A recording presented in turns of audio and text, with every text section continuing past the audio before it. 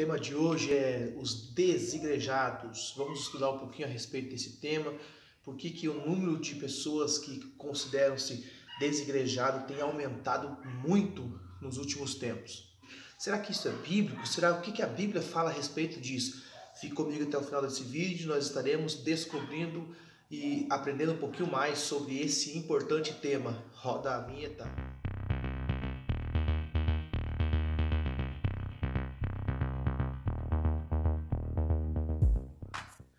Para falar um pouquinho sobre os desigrejados, nós precisamos saber que existem 4 tipos de pessoas que se consideram desigrejados. Então nós precisamos separar cada uma delas, né, porque não é classificando todas ou dizendo que todas têm o mesmo perfil. Nós precisamos diferenciar. Nós não podemos, em momento algum, generalizar.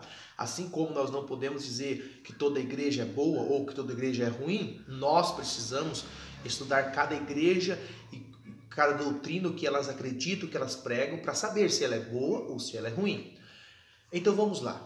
O primeiro tipo de desigrejados são aquelas pessoas que mudaram de cidade e agora na cidade onde eles estão morando não tem uma igreja igual ou semelhante àquela onde eles congregavam. Então fica difícil para acostumar, fica difícil para congregar e seguir o mesmo ritmo, porque de uma igreja para outra nós sabemos que muda muito. Então existem muitas pessoas nesse primeiro nível ou nesse primeiro tipo de desigrejados que não encontraram ainda a igreja onde eles se identificam ou se identificavam. O segundo tipo de pessoas desigrejadas são aquelas pessoas que não acreditam mais na igreja. São aquelas pessoas que se decepcionaram com a igreja. São pessoas que foram magoadas. São pessoas que foram envergonhadas muitas vezes por seus líderes, seus pastores, ou até mesmo houve uma desavença dentro da igreja, ou houve uma confusão, contenda, muitas das vezes fofocas. Essas pessoas estavam dentro da igreja e agora por esses motivos eles saíram da igreja e disseram não vou mais para a igreja porque na igreja tem problema, porque a igreja é isso, porque a igreja é aquilo. São pessoas que se decepcionaram com a igreja. E vale lembrar que existem muitas pessoas desse segundo tipo aqui que se decepcionaram da igreja. Não há como você afirmar agora que todas as igrejas são iguais àquela igreja que você enfrentou um problema. Você não pode deixar de servir a Deus porque você enfrentou um problema numa igreja e você generalizar e dizer que todas as igrejas têm o mesmo problema. Então esse é o segundo grupo de desigrejados, pessoas que se decepcionaram com uma igreja e simplesmente se afastaram e não querem mais ir à igreja. Existe também o terceiro grupo, e esse aqui é o mais perigoso. São um grupo de pessoas que atacam a igreja. São pessoas que atacam a igreja como constituição, como instituição. Dizem que a igreja se tornou empresa. Dizem que a igreja está presa ao templo. Eles dizem que a igreja não vão à igreja porque a igreja pede dízimo, a igreja pede oferta. Eles atacam a igreja. Esse terceiro grupo é o grupo mais perigoso, porque são os pregadores de internet, os pastores de internet, os coaches de internet. Eles atacam os princípios bíblicos, eles atacam o que a igreja acredita. E é claro que vale lembrar, como eu disse, existem muitas igrejas realmente que estão longe do padrão bíblico, mas eu não posso generalizar e dizer que toda igreja não presta. Eu não posso dizer que todo pastor não presta. Eu não posso, porque eu não conheço todos os pastores. Eu não posso generalizar. E esse terceiro grupo, além de eles não irem à igreja e incentivarem as pessoas a saírem da igreja, eles atacam a igreja. É claro que eu posso pegar uma religião, estudar ela e ver o que ela prega de errado. E aí eu se dirigir àquela igreja como a igreja errada. Agora eu não posso generalizar e dizer por causa de uma igreja que todas as igrejas são erradas. Por causa de um pastor, eu não posso dizer que todos os pastores são iguais. Eu não posso fazer isso, porque aí eu estarei cometendo uma injustiça. Então esse terceiro grupo aqui, eles não têm base nenhuma para sair da igreja. Eles se ocupam em atacar a igreja ou tentar desconstruir o papel da igreja. E aí é muito perigoso. E aí finalmente chegamos no quarto grupo. Esse quarto grupo também são pessoas que não querem obedecer princípios. São pessoas que não são sujeitas a ninguém. São pessoas que não querem obedecer pastor. São pessoas que não querem ser submissa a ninguém. São pessoas que vivem ou querem viver um evangelho sem compromisso. Então eles se rebelaram contra a igreja, se rebelaram contra os princípios e eles acham que pode servir a Deus sem obedecer ninguém. Ou seja, eu posso obedecer a Deus lendo a Bíblia, ou orando em casa, ou coisas parecidas. E aí também é um grande problema, porque nós não temos uma autoridade sobre nós, não temos alguém que nos ensine a palavra. E aí nós vemos que, infelizmente, como vivemos o tempo da apostasia, em que muitas pessoas se afastaram da fé verdadeira, E geralmente esse quarto grupo também tem grande tendência a se afastar dos caminhos de Deus, até porque nós sabemos que o ser humano, ele é um ser em construção. Nós aprendemos uns com os outros, né? E o próprio Deus, quando olhou para Adão, o Senhor disse: não é bom que o homem ande só. Ele não está dizendo simplesmente da mulher que ele vai criar, mas o ser humano, ele precisa viver em unidade, ele precisa viver em comunhão uns com os outros, porque ele vai aprendendo, ele vai crescendo. E agora, se eu me afasto da igreja, me afasto do corpo de Cristo, como que eu vou aprender? Com quem eu vou aprender? É claro que existem exceções de pessoas que lê a Bíblia, que tem uma compreensão da Bíblia e que consegue ter uma comunhão com Deus, mas nós não podemos dizer que todas as pessoas que se afastaram da igreja em si como instituição conseguem servir a Deus. É quase que impossível a gente garantir isso. Nós não podemos também deixar de falar sobre a respeito das igrejas hoje, né? Porque muitas pessoas se afastam de fato da igreja, porque muitas igrejas deixaram o padrão bíblico, deixaram de pregar o verdadeiro evangelho. E aí muitas pessoas realmente se afastam da igreja. Mas esse não é um motivo para que eu me afaste da casa de Deus. Por quê? Porque hoje existem várias denominações, existem várias igrejas, e é impossível que você, ou que nós não conseguimos nos adaptar a nenhuma igreja. Na minha cidade existem cerca de 320, 330 mil habitantes. Dentro da minha cidade tem mais ou menos 500 placas denominacionais. São 500 igrejas diferentes uma da outra. Então, como que você vai afirmar que você não consegue achar uma igreja que se identifique com você, ou uma igreja onde pregue a palavra? Existem várias. Então, por isso que eu disse que nós não podemos tirar a responsabilidade da igreja, dizer que todas as igrejas são iguais, porque elas não são. Sempre existe uma igreja que prega a palavra de Deus. E qual é a igreja perfeita? É a igreja que prega a Bíblia, é a igreja que passa o tempo ensinando a palavra de Deus, é a igreja que tem escola dominical, é a igreja que tem ensino, é a igreja que se preocupa em evangelismo. São os princípios que a Bíblia nos ensina. Então, tudo para nós observarmos uma igreja boa, nós temos que seguir alguns princípios, aí sim nós não seremos enganados. E também, meus irmãos, nós temos visto as heresias e as falsas doutrinas e até mesmo as falsas igrejas se levantando aí, porque as pessoas não leem a Bíblia, as pessoas deixaram de ler as Escrituras, deixaram de pregar e deixaram de ensinar. Muitas pessoas nem a Bíblia carrega, tem gente que diz que é crente, mas nem a Bíblia lê. Então, qual é o princípio para nós conhecermos a Deus? É através da sua palavra. Então, se você não lê a Bíblia, facilmente você vai ser enganado por essas falsas igrejas. O Evangelho de Cristo salva o pecador, vai redimir o pecador pelo sangue de Jesus Cristo. Vamos ler alguns textos aonde a Bíblia vai mencionar que nós precisamos sim, temos que ter o hábito sim de ter uma igreja, de ter um pastor, de ter irmãos, de viver em comunidade. Por exemplo, o escritor em Hebreus capítulo 10, versículo 25, olha o que ele diz aqui, ó: não deixando a vossa congregação como é de costume de alguns, antes admoestando uns aos outros, e tanto mais quanto vedes que vai se aproximando aquele dia. O escritor está dizendo para não deixar a sua congregação, a sua igreja em si, mas para ensinar, para admoestar, para incentivar as pessoas a congregarem, a servirem a Deus, principalmente quando vai chegando os dias finais. Quais são os dias finais? Onde Paulo fala sobre a respeito da apostasia. Nós precisamos de fato seguir alguns princípios bíblicos. Dentre eles, nós precisamos ter um pastor do batismo, nós precisamos também tomar a Santa Ceia, nós precisamos prestar conta sim à igreja, nós precisamos que uma igreja nos ensine a pregar o Evangelho e a evangelizar. Tudo isso aqui está envolvido no Evangelho. Não tem como você tirar isso aqui. Por exemplo, Jesus mesmo mandou batizar. Em Marcos capítulo 16, versículo 16, Jesus diz assim: quem crer e for batizado será salvo, mas quem não crer será condenado. E como uma pessoa que não tem igreja vai ser batizada? Quem é que vai batizá-lo? Você precisa ser batizado. Jesus mandou discipular. Mateus 28, 19, o Senhor diz: ide por todo o mundo, fazei discípulo de todas as nações, batizando-as em nome do Pai, do Filho e do Espírito Santo. Então o próprio Jesus mandou discipular. E como que você vai discipular se você não tem uma igreja? Como que você vai ser discipulado se você não faz parte de igreja? Quem vai te discipular?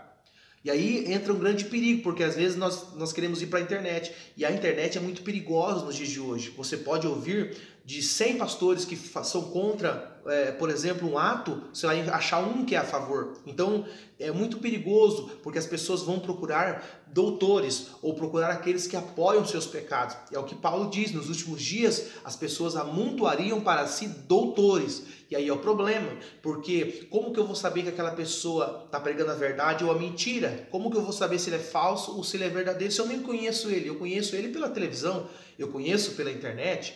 Agora, quando você tem um pastor local, você tem mais acesso, você sabe quem é ele, você conhece a família dele, você convive com ele, você conhece os filhos, você sabe a índole dele, você tem uma aproximação melhor. Não estou dizendo que o pastor é perfeito, mas é mais fácil de você descobrir se ele prega a verdade ou prega a mentira, sendo o quê? Discipulado por ele. A igreja tem que ter disciplina. Se alguém pecar, chamar a atenção daquela pessoa para que, e se ela ouvir, você ganha o seu irmão, mas se ela não ouvir, você junta 2 ou 3 testemunhas e aí a repreende, ou seja, está falando de disciplina. Então tudo isso aqui são princípios bíblicos que nós precisamos seguir. O princípio de santa ceia, de batismo, de outras coisas mais é necessário, não se pode tirar isso do evangelho. Ah, mas eu participo da ceia em casa, eu não preciso ir na igreja para participar da ceia. Só que a ceia é um ato de comunhão, e não só comunhão com Deus, comunhão com teu irmão. É por isso que você vê a igreja primitiva que tinha tudo em comum. Diz a Bíblia que eles tinham comunhão no partir do pão, nas orações, eles tinham tudo em comum. Isso é igreja. Não existe igreja perfeita, só que a igreja precisa aprender o que é comunhão. Não existe pessoa perfeita. Eu tenho defeito, você tem defeito. Eu sou líder de uma igreja e a minha igreja tem defeitos. Minha igreja tem erros, não é perfeita, porque não existe pessoa perfeita. Não existe igreja perfeita. É claro que essas igrejas precisam estar diante da palavra do Senhor. Não estou falando de imperfeição de pecados encobertos. Estou falando de defeitos, como todo homem, toda mulher tem os seus defeitos. O próprio apóstolo Paulo constituiu diáconos e presbíteros. Em Efésios capítulo 4, versículo 11, ele diz assim: e o Senhor mesmo deu alguns a apóstolos, outros a profetas, outros a evangelistas, outros a pastores e a doutores. E Paulo também fala em 1 Timóteo e institui ali os presbíteros e diáconos. Para quê? Para cuidar da igreja, a organização. A igreja precisa ser direcionada, a igreja precisa ser doutrinada. E os diáconos e os presbíteros vão, sim, trabalhar para o cuidado da igreja, para ajudar no crescimento da igreja. Então, a Bíblia está sendo clara ao dizer que nós precisamos, sim, congregar. Precisamos ser disciplinados. Precisamos aprender o que a Bíblia fala. E também Paulo fala em 1 Coríntios capítulo 12, versículo 13, que a igreja é o corpo de Cristo, onde Cristo é o cabeça. Se você for ler lá 1 Coríntios 12, e a partir do versículo 13 ali, Paulo vai dizer que todos nós somos um diferente do outro. É por isso que eu digo que a igreja não é perfeita, porque a igreja é como um corpo que tem vários membros. Um membro é diferente do outro. Está falando, nós não somos iguais. Você não vai achar uma igreja igual a você, porque não tem igreja igual a gente. Mas o evangelho, ele nos une. Ele nos faz formar um corpo. E o corpo, quem é o cabeça do corpo? Que Paulo fala, é Cristo. E olhando para isso, me faz lembrar sobre Jesus. Você já leu sobre Jesus que escolheu 12 discípulos? Se houvesse igreja perfeita, Jesus teria escolhido 12 apóstolos perfeitos. Mas ele encontra 12 homens com seus defeitos, como por exemplo Pedro, que era um homem afoito, um homem que tomava decisão rápida, um homem que muitas das vezes agia segundo o impulso da sua emoção. Só que você vê Jesus tratando ele durante os 3 anos. Você vê que Jesus escolhe Tomé, um homem que não crê, até no dia onde Jesus ressuscita e aparece, e ele diz assim, eu não creio, se eu não tocar nas suas mãos e nos seus pés. Você vê Jesus escolhendo esses discípulos que têm defeitos, que têm erros. Você vê Jesus escolhendo Judas. Se a igreja fosse perfeita, Jesus não teria escolhido Judas. Judas foi o que traiu Jesus. Judas foi aquele que vendeu Jesus, mas ele não se deixou ser discipulado por Jesus. Então, se o próprio Cristo escolheu 12 e um deles se perdeu, outros foram moldados, mas um se perdeu, imagine se vai ter a igreja perfeita. Imagine se vai ter um líder, um pastor, que vai ter uma igreja que não tenha defeito, que não tenha fofoca, que não tenha divisão, que não tenha problemas. É claro que vai ter. O próprio Jesus disse que ele não veio para os sãos, o médico não vem para os sãos, o médico vem para os doentes. Essa é a diferença do Evangelho de Cristo. O Evangelho de Cristo não veio chamar pessoas perfeitas, veio chamar pessoas pecadoras, mas chamar para o arrependimento. E isso é Evangelho. Em 1 Coríntios capítulo 12, versículo 27 e 28, Paulo diz assim, ora, vós sois o corpo de Cristo e seus membros em particular. E uns pôs Deus na igreja, primeiramente apóstolos, segundo profetas, terceiro doutores, depois milagres, depois dom de curar, socorros, governos e variedade de língua. Então Paulo está dizendo que na igreja são pessoas diferentes, mas se completam porque elas fazem parte do corpo de Cristo. A igreja, ela não é perfeita, mas ela se completa. Aí alguém pode perguntar, mas será que sozinho eu consigo servir a Deus? Sozinho eu consigo ler a Bíblia, obedecer os princípios? Será que sozinho eu consigo ter uma comunhão íntima com Deus? E aí eu digo para você que não. Sozinho nós não conseguimos ter uma experiência de Deus ou experiência das coisas de Deus completa, porque falta alguma coisa. Você já reparou que o Evangelho de Cristo se assemelha-se à cruz de Cristo? Quais são... Quando perguntaram para Cristo sobre os mandamentos de Moisés, sobre a lei de Moisés, o que é que ele falou? Ele falou assim, 2 mandamentos os dou. O primeiro, amarás o Senhor teu Deus de todo o teu coração, todo o teu entendimento, toda a tua alma. E o segundo, semelhante a esse, amarás o teu próximo como a ti mesmo. Ele está falando sobre uma cruz, na vertical e na horizontal. Então ele está falando o quê? Que o Evangelho não é só obedecer a Deus. O Evangelho não é só você dizer eu obedeço os princípios da palavra de Deus. O Evangelho se completa quando você ama a Deus e você ama seu próximo. E aonde é que está o seu próximo? Ah, mas eu sou crente, mas eu não quero me misturar com as pessoas porque as pessoas têm erros. Mas aí como que eu vou ensinar, como que eu vou aprender de Deus? Por exemplo, princípios como o perdão. Quem é que eu tenho que perdoar? Não é o meu irmão?